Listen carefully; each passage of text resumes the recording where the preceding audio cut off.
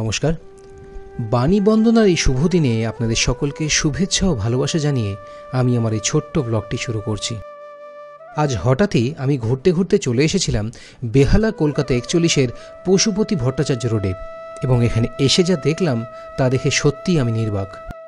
হ্যাঁ, এখন আপনারা চোখের সামনে যা দেখবেন তা প্রথমবার দেখবার পরে আমিও হতবাক হয়ে গিয়েছিলাম। এই পুজোর কর্ণধার শ্রী দেবাশিস দাস মহাশয়ের থেকে জানতে পারলাম যে বিগত 27 বছর ধরে এই পুজোটি পরিচালিত হচ্ছে তার দ্বারা, এবং এটি হলো 28তম বর্ষ।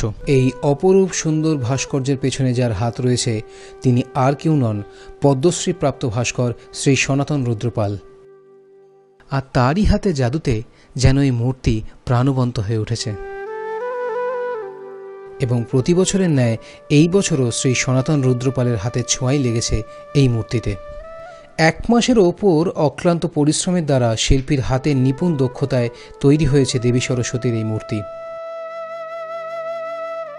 শিল্পীর নৈপুণ্যতা এবং কুশলতার পরিচয় পাওয়া গিয়েছে এই মূর্তিটির মাধ্যমে। পুজো শুরু হওয়ার আগেই যেন মূর্তিতে প্রাণ প্রতিষ্ঠা হয়ে গেছে শিল্পীর হাত ধরে।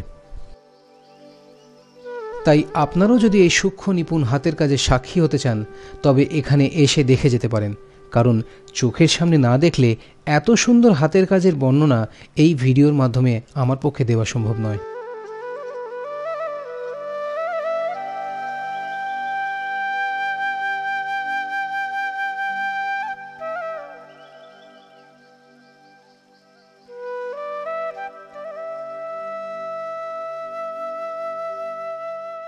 ডেসক্রিপশন বক্সে দিয়ে রাখলাম এই জায়গাটির লিঙ্ক।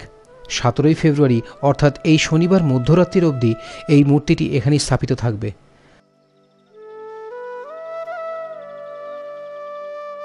তাই আপনারা চাইলে এখানে এসে নিজেদের দৃষ্টি সার্থক করতে পারেন।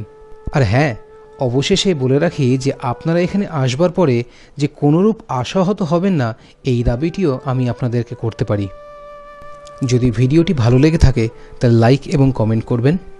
নমস্কার, আপনারা সকলে ভালো থাকবেন।